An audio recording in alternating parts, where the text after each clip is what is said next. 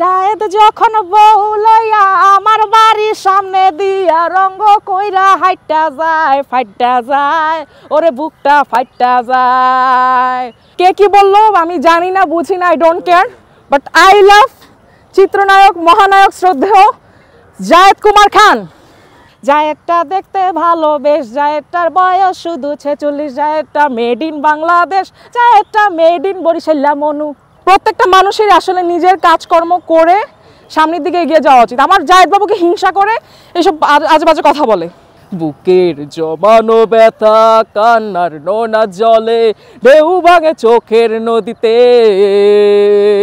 অন্যের হাত ধরে চলে গেছো দূরে, পারি না তোমায় ভুলে যেতে। ও জায়েদ তুমি কোথায়, ও জায়েদ কেন বেঈমানি করলা।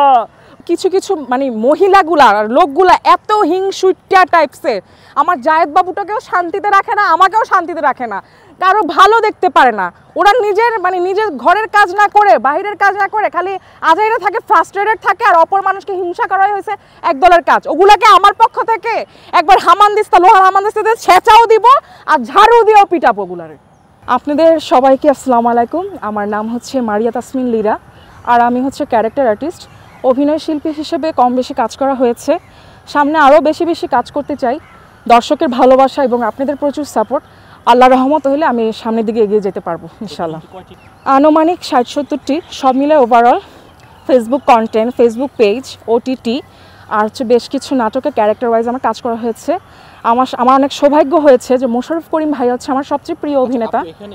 আসলে হচ্ছে যাহা রটে তা কিছু হইলো মানে বটে, একটা কথা আছে, এটা হচ্ছে মানে দেশের বাহিরে বা বিভিন্ন দেশে এরকম হয়েছে কি না হয়েছে আমি সঠিক জানি না, বাট 2-1 জনের জন্য 100 জনের বদনাম হয়।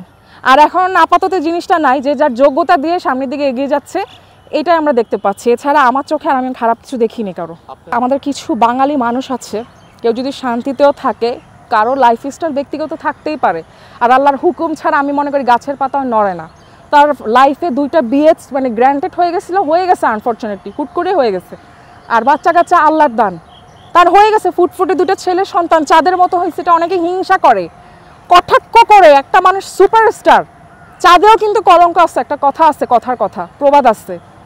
সে সুপারস্টারটাকে এরকমভাবে তো ব্যঙ্গ করা উচিত না। আমি তো বলবো এই মানুষটাকে ইচ্ছা করে ব্যঙ্গ বাট হিট করতেছে, ওগুলোর নামে তো আসলে মানহানির মামলা দেওয়া উচিত, যারা কটাক্ষ করে এভাবে বুলিং করতেছে, সাইবার বুলিং। তুফানের ট্রেইলার দেখে ভাই একেবারে ঝড় বাদল মনে হচ্ছে যে মানে সত্যি সাইক্লোন হয়ে গেছে। আমাদের সুপারস্টার সাকিব খান ভাইয়া প্রত্যেকবারই কিন্তু আমাদের দর্শকদেরকে সারপ্রাইজ দেয়।